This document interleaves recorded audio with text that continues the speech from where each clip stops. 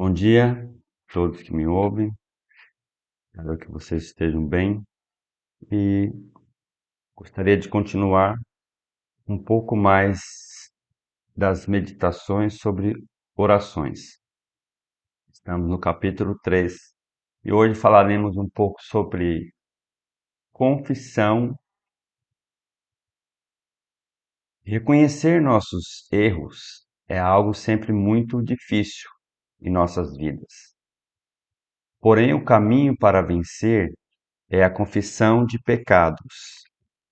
É certo que um cristão, ele vai errar, vai pecar contra Deus, vai pecar contra os outros, mas existe uma solução para esse problema que vai estar na vida de um cristão por todo o seu viver aqui neste mundo. Mas a solução também sempre vai existir. Por isso, em Provérbios 28:13 diz: o que encobre as suas transgressões nunca prosperará, mas o que as confessa e deixa alcançará misericórdia. Temos no Velho Testamento um registro de várias situações de cristãos e de pessoas que pecaram, que transgrediram a lei de Deus. E temos duas situações paralelas que caminham juntas. A mais comum e mais aceita é que os homens pecam, erram contra Deus, erram contra os outros, mas não se arrependem e nem confessam seus pecados. O outro caminho é de que são menos casos, que os homens cristãos, seguidores do Senhor Jesus, pecam, transgridem a lei de Deus, todavia se arrependem e encontram em Jesus e na bendita pessoa de Deus o perdão para os seus pecados e continuam sua vida. Portanto, Provérbios 28:13 diz: o que encobre as suas transgressões nunca prosperará, mas o que as confesse e deixa ou abandona alcançará misericórdia. Confessar nossos pecados a Deus e uns aos outros nos liberta do peso da consciência e do jugo pesado e nos livra também de doenças que nós atraímos quando os pecados ficam alojados em nossos corações. O próprio Davi, o homem conhecido como segundo o coração de Deus, ele mesmo atravessou essa situação na vida dele.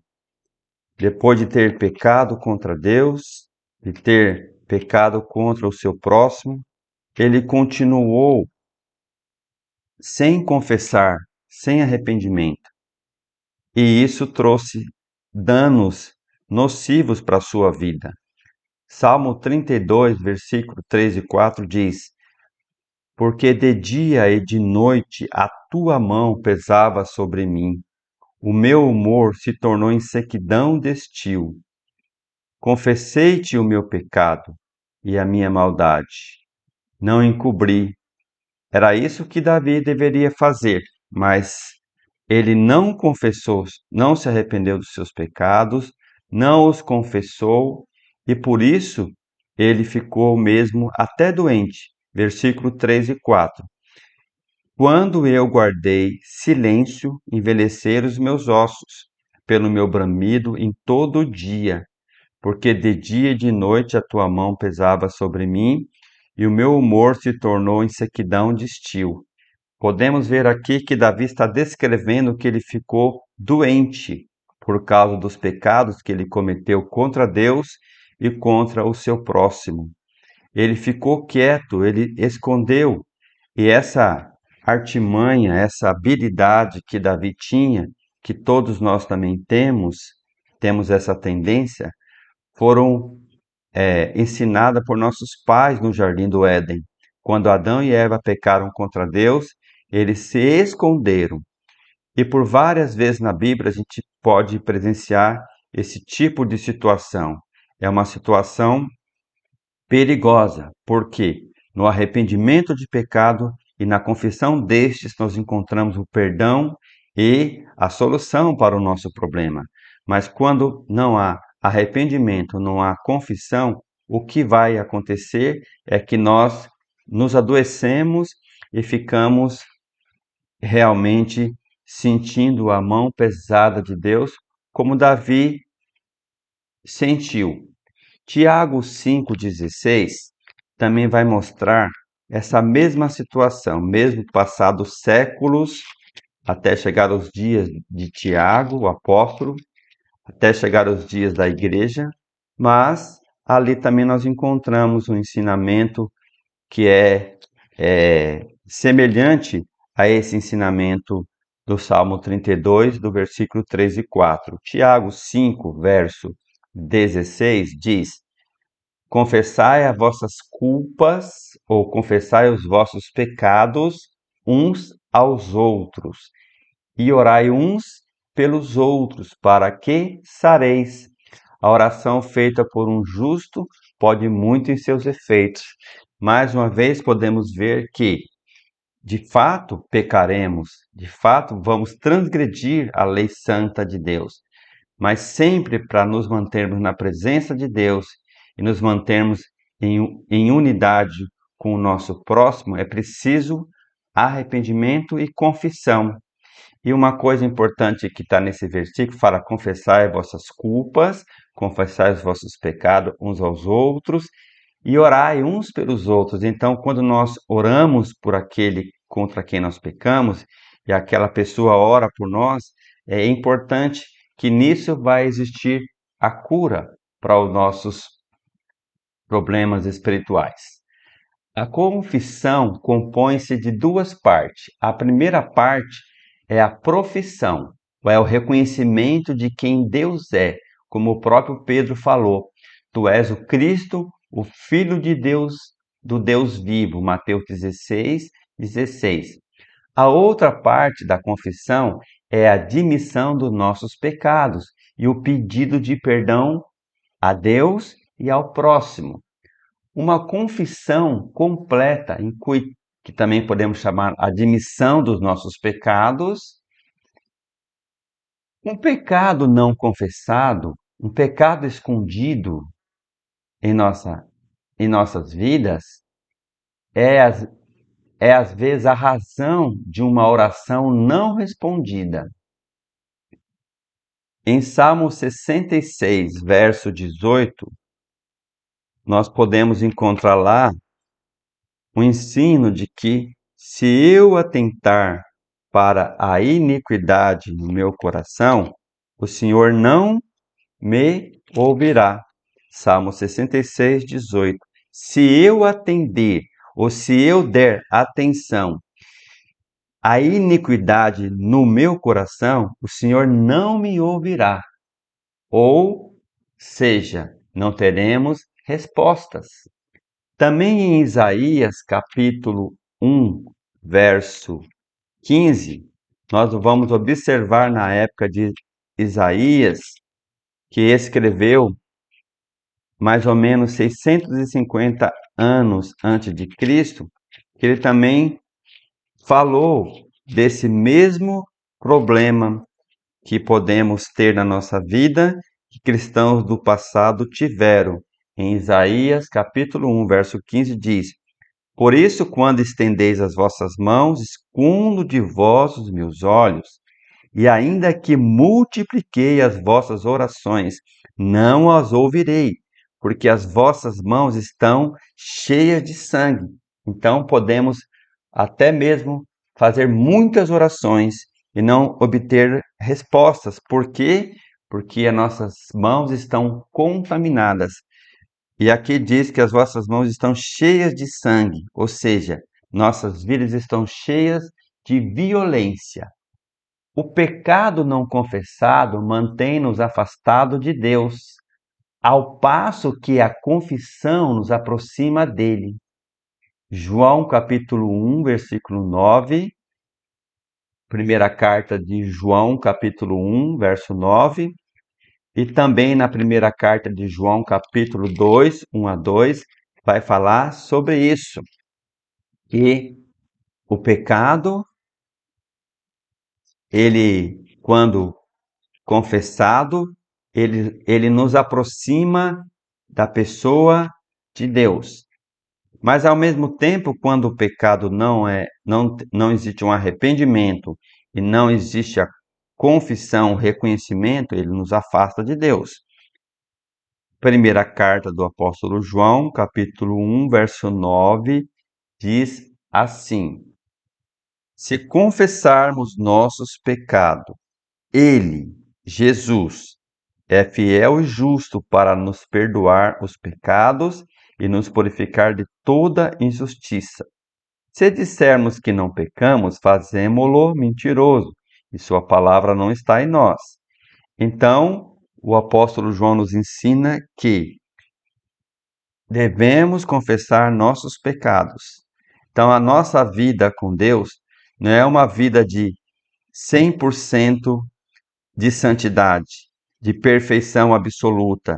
Não é uma vida de 100% de pureza. Todavia, é previsto por Deus que nós pecaríamos contra Ele. Todavia, é previsto por Deus também que o mesmo Senhor Jesus, que morreu na cruz para perdoar nossos pecados para a salvação, este mesmo sacrifício é válido para a nossa santificação, para o nosso crescimento espiritual. Por isso que é impossível viver uma vida cristã sem esse tipo de relacionamento com Deus, um relacionamento que nos leva ao arrependimento e à confissão do pecado cometido contra Ele, para a purificação de toda injustiça. Então não adianta mentirmos para nós ou falar que Deus é mentiroso, porque Deus diz que somos pecadores. Todavia, é importante falar e saber dessa realidade verdadeira. No capítulo 2, verso 1 e 2, João diz: Meus filhinhos, estas coisas vos escrevo para que não pequeis. Se alguém pecar, temos um advogado para com o Pai, Jesus Cristo, o justo. E ele é a propiciação pelos nossos pecados, e não somente pelos nossos, mas também pelos de todo mundo. É válida a ideia de que o Senhor Jesus Cristo não morreu só para perdoar os pecados dos crentes, dos cristãos convertidos, mas morreu também para perdoar os pecados do mundo todo, ou seja, de todas as pessoas. Todavia, esse sacrifício só será eficaz para a vida daquela pessoa realmente que se arrepende dos seus pecados e confessa o Senhor Jesus como Salvador. Um outro ponto extremamente importante para nós cristãos é que estas coisas João escreveu para aquela igreja para que eles não pecassem. Sempre a nossa meta deve ser não pecar, não transgredir. Mas uma vez que pecamos e transgredimos, sempre haverá a solução para as nossas vidas, que é o perdão dos pecados que o nosso advogado, o Senhor Jesus Cristo, propõe para nós. Meus filhinhos, estas coisas vos escrevo para que não pequeis. Mas se alguém pecar, temos um advogado para com o Pai, Jesus Cristo, justo. Ele é a propiciação, ou ele é o sacrifício pelos nossos pecados. Não somente pelos nossos, mas pelos do mundo todo. O ponto de partida da confissão é confessar, professar que Jesus Cristo é Deus, reconhecer a grandeza de Deus. Esta confissão deve ser resultado de uma convicção profunda de que Ele é a nossa única fonte de esperança e salvação eterna. Mas também Ele é a única opção, Ele é a única esperança para a nossa santificação, para o nosso crescimento espiritual, para o nosso desenvolvimento espiritual no nosso dia a dia. Então, deve existir sempre essa situação quando pecarmos. No âmago do no âmago, no íntimo desta confissão, está a ideia de que não podemos atingir a salvação por nossos próprios recursos. Como seres humanos, não podemos fazer absolutamente nada para nos salvar ou para salvar nossas almas. Somos inteiramente dependentes de Deus. Foi isso que o Senhor Jesus Cristo ensinou em João capítulo 15, verso 4 e 5, que diz: Estais em mim e eu em vós, como a vara de si mesmo não pode dar fruto, se não estiver na videira. Assim também vós, se não estiverdes em mim. Eu sou a videira, vós as varas. Quem está em mim e eu nele, esse dá muito fruto, porque sem mim nada podeis fazer. Foi como nós, como seres humanos, com relação à salvação, nada podemos fazer, absolutamente nada para salvar nossas almas. Mas uma vez que fomos salvos somente pelo sangue do Cordeiro de Deus, que tira o pecado do mundo, que tirou o pecado do nosso coração, este mesmo sacrifício será de inteira e absoluta importância para o perdão dos nossos pecados e para que continuemos uma vida frutífera. Mesmo como crentes, temos necessidade constante do seu perdão.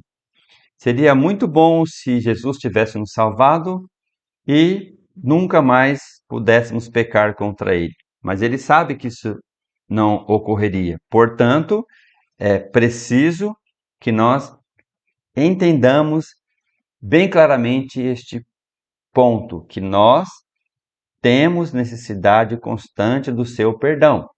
Precisamos muito do nosso advogado, ou seja, do Senhor Jesus Cristo, pois confiamos em sua promessa e tudo quanto pedirdes em meu nome, isso farei, foi o que Jesus disse, a fim de que o Pai seja glorificado no Filho, João 14, 13 e 14. Temos que ter esta confiança que, se pedirmos alguma coisa segundo a sua vontade, ele nos ouve. 1 João 5, 14 e 15. Há muito mais coisas nestas promessas do que simplesmente orar, repetindo palavras em nome de Jesus.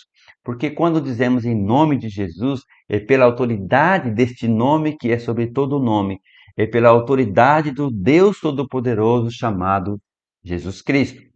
O centro desta promessa é o fato de que, quando oramos em seu nome, estamos confessando nossa crença no fato de que Jesus é o Senhor e que Ele pode fazer e fará aquilo que estamos pedindo, se esta for a sua vontade.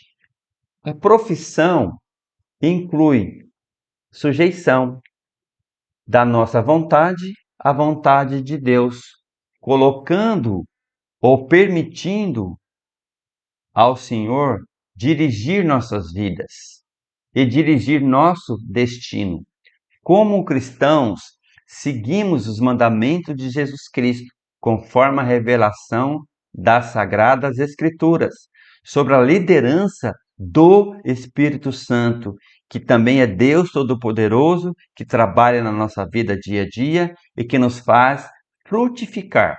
É importante lembrar que podemos estar seguros de que Deus não nos conduzirá por caminhos que sejam contrários aos ensinamentos das Sagradas Escrituras.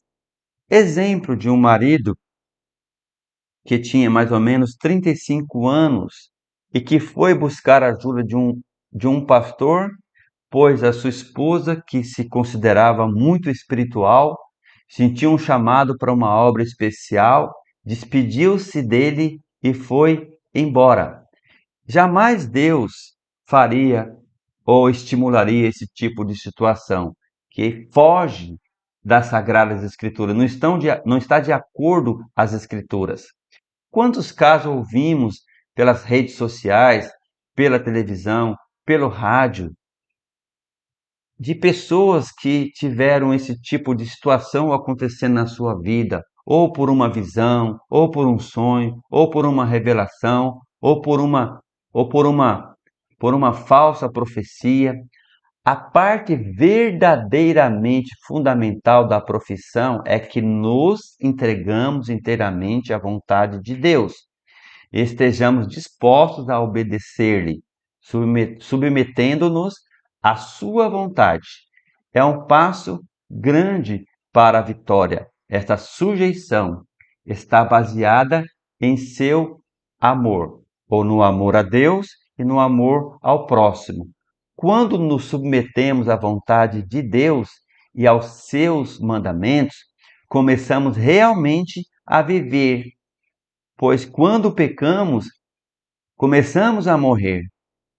Mesmo como cristão, quando pecamos e não nos arrependemos, começamos a definhar, como Davi vinha definhando, como está registrado no Salmo 32, verso 3 e 4.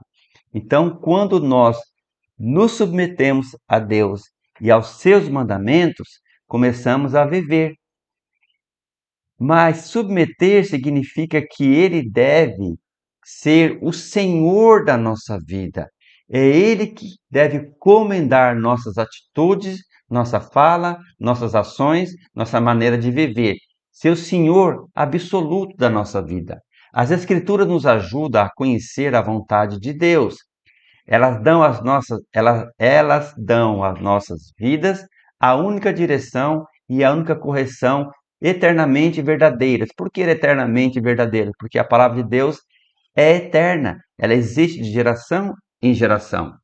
A Bíblia passa a ser o nosso guia, o nosso manual de como devemos viver e andar.